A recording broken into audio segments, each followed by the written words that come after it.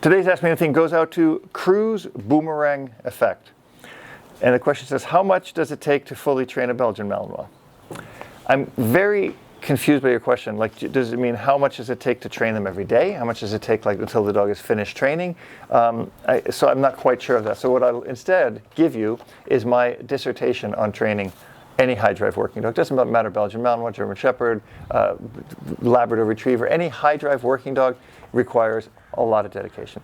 Dog needs to be walked, dog needs to be exercised, dog needs to be well cared for, needs to be very well socialized and lured and shaped early on in their early months. That's critical. But your dog is never finished training. That's a real important thing to think about. That you start training the dog at 8 weeks when he comes home, and you'll work them through basics and luring and shaping and basic socialization, things like that, into the first year. Then you'll start layering in whatever you're going to do with the dog. If you're going to use the dog for hunting or protection or sports or whatever it is, those things will come in later. But until the dog dies, the dog will always be learning and interacting with you and engaging with you and having a great time and doing things. Goofy is almost 13 years old, and still every day I take him in the backyard and spend 5-10 minutes just doing some little stuff, just some little heeling, some little tricks, a little scent work or something like that, just to keep the dog engaged, because it's really important. Just like for people, we want to keep them physically strong and mentally strong, and that's critical for your dog. So how much does it take to fully train a Belgian Malinois? A lot, but not a lot. In other words, it's a lot, but once you really love it, it's just you can't live without it. Janet's out training her dog almost every day. I'm training Goofy almost every day. It becomes a lifestyle, and it's something that you love. It's like me going to the gym. I go to the gym 3-4 days a week, and I work out here 2-3 days a week because it's that important. It's a lifestyle decision you make when you take on a puppy. Training your dog doesn't need to be complicated. In fact, it should be fun. When training is fun for both you and your dog succeeds and you enjoy training. That is what I've developed into my online dog training. Whether you're looking for advanced problem solving, some basic obedience, or competitive obedience and tricks, whether you're dealing with aggression, problem solving like jumping on people, leash pulling, or anything else, my online dog training covers exactly that. There are more than 170 lessons, more than 60 hours of instruction designed to help you better understand your dog and solve the problems that plague you now. Join the thousands of people who have developed a better relationship with their dog through my online dog training. Today's Ask Me Anything goes out to Anime Bests. I have a 4-month-old Malinois, and I just bought her from a breeder a week ago. And whenever she sits or lays down, her body isn't straight. Does she have a bone deform, or is it just because she's untrained? I would assume it's because she's not trained. But if you think she has a deformed bone, maybe you should take her to a vet. More than likely, she's not laying straight because that's not how dogs naturally lay. Like if I look down now and I see Dwayne next to Janet and Goofy next to me, they're curled up sideways and they're laying very comfortably.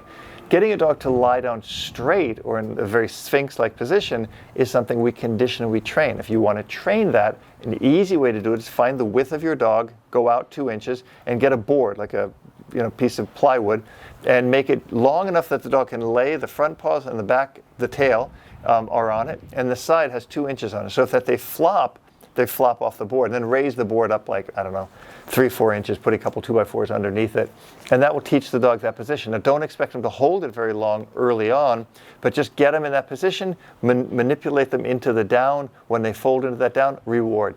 Fold into the down in that position, reward. You'll need to lure that. That's something you can watch in one of my other dog training videos on how to lure the dog into that position.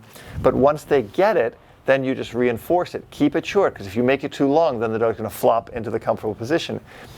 If you keep it short and you build on it, you can get your dog to hold that position for, quite some time. In obedience, the dog's going to have to be required to hold that position for up to 10 minutes, and it's what we expect of the dog. So, positive reinforcement, good, fair training, not going too fast, too hard, trying to get the dog to do too much. Be really fair. Go slow, and your dog will love it. Today's Ask Me Anything goes out to Frank Hobbs, who says, in your experience, have you seen a high prey drive dog learn to be calm around a cat? My girlfriend, cat owner, and I, shepherd husky owner, hope to move in together, but my dog, 5-year-old, is very excited by cats. Will it just be a long, slow process or a fruitless one? Or a very short one? I say that in jest, Frank, and I don't mean any make light of it because you're trying hard. My knee-jerk reaction is, can you find a girl who has a dog? Or can, you know, and that sounds funny, right? I'm being a little facetious here. Here's the bottom line. Can it work out? Sure it can. It's going to take a lot of work. Some dogs have an immense amount of prey drive. So I would not let these two get together just willy-nilly. I would for sure go to her house, put your dog in a crate, see how the dog responds to that, have her come to your house, put the cat in a crate, and see how your dog responds to that. Go very, very slow. A shepherd and a husky, it's a super prey-driven animal. There's oftentimes, I'm going to say this, it's not going to be a very popular thing to say, but there's a lot of times where these kind of dogs will kill a cat. If the cat is used to dogs around, sometimes the cat knows how to get away. We'll swat the dog in the face. If the dog is soft, he'll take that as like, okay, I don't want to do this. If he's dominant, he'll take it as an instigation of a fight.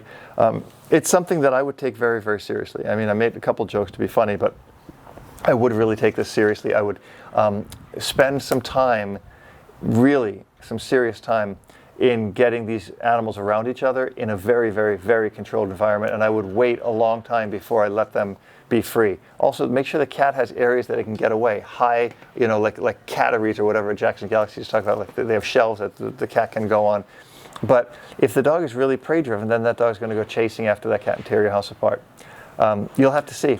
Like I said, the best thing you'll see is if the dog is in a crate and the cat is free, how the dog is responding. Is he trying to bust out of that crate to get after that cat? Is he becoming aggressive? Is he becoming really intent and focused, hyper-focused on that cat?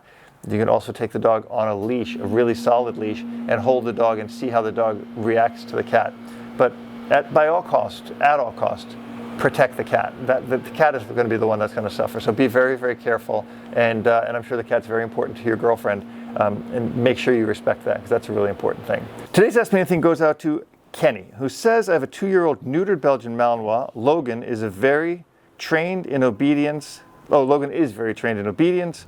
Sit, stay, heel, etc. I have heavily socialized Logan as a puppy, but around 1, he became very dominant and no longer interested in playing with other dogs.